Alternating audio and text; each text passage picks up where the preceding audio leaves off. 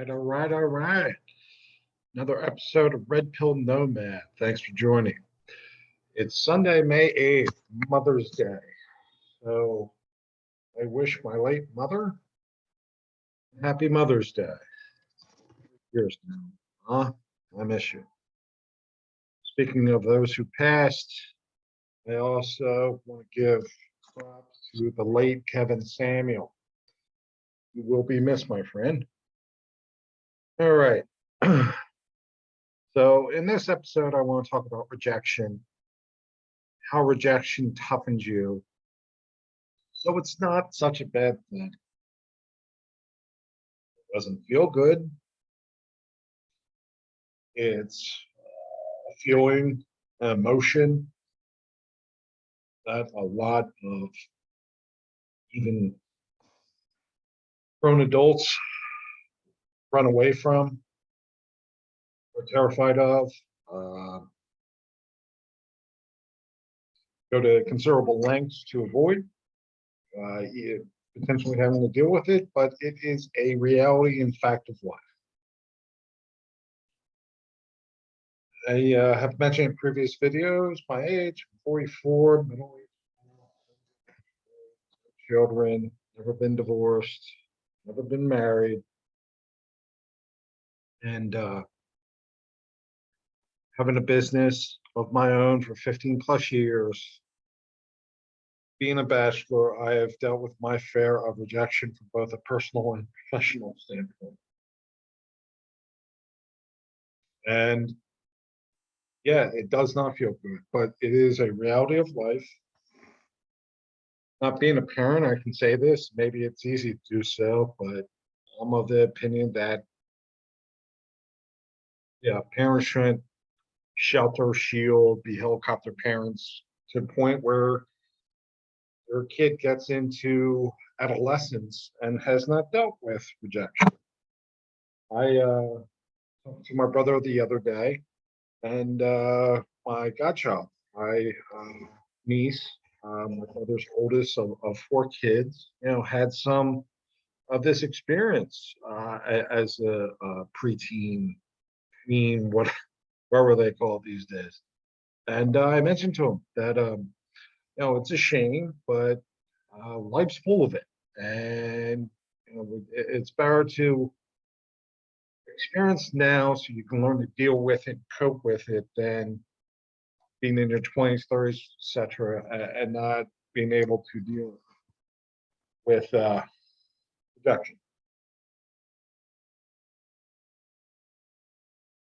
So beyond my niece, one of the reasons I brought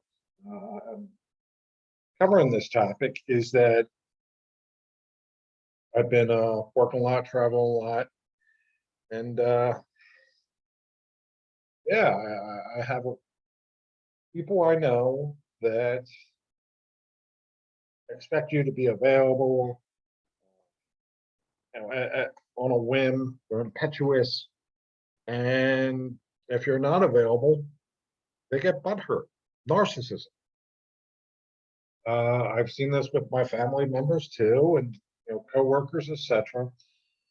And yeah, there's a lot of narcissism out there, and there are a lot of grown-up children, in my humble opinion, especially from an emotional standpoint. Yeah, I will take a logical leap or step from rejection to failure, in that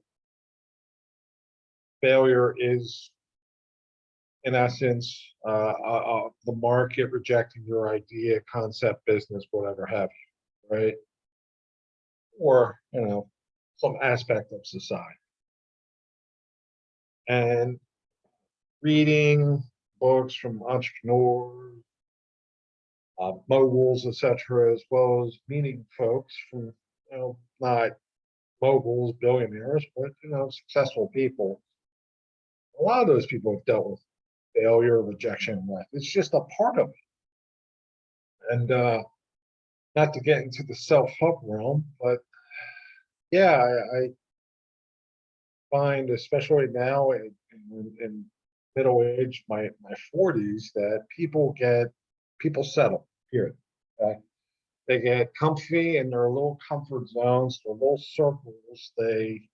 Especially if they have uh, emotional challenges, etc. And they cannot deal with rejection, and they take it very personal.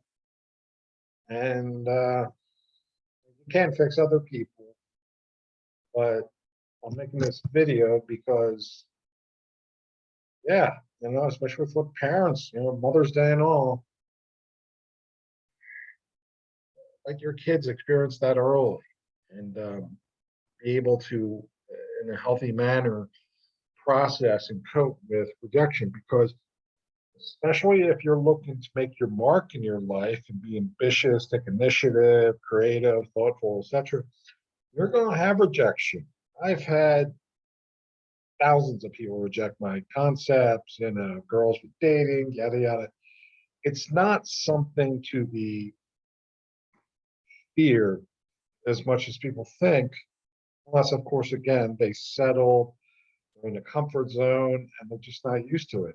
It's like a muscle; it'll atrophy, right? Again, rejection makes you hard, and I don't want to say jaded and callous, but it does build up a muscle in essence. Okay. And you realize that it's not personal, it's not always big, but it's just the way of the world. Maybe they just don't like your personality, the way you look, the way you carry yourself. Maybe they don't like your business idea or the financial prospects or um, whatever. It doesn't matter. Why? Because the more knows, eventually you'll get to a yes. Right? We hear these stories about, was it Howard Schultz from Starbucks? He had a lot of no's. Was the guy for chicken soup for the soul, Brian, whatever, Tracy? Someone like that. They got a lot of rejection. Music stars, movie stars, a lot of rejection. And that's okay. If you know where your North Star is, to quote Simon Sinek, if you know your why, then you're going to figure out the how, right? And yeah, a lot of that's fancy pantsy, high level talk. But again, the point of this whole video, this vlog episode, is that, yeah, you're going to have to deal with rejection. And yeah, going back, if you're interacting or working or partner with someone who can't take rejection in stride, okay, the person's probably toxic and not good for you. Be very wary because they have been stunted. They're not mature, in my humble opinion. Again, maybe an untreated mental health problem, or maybe they're just sheltered their whole life.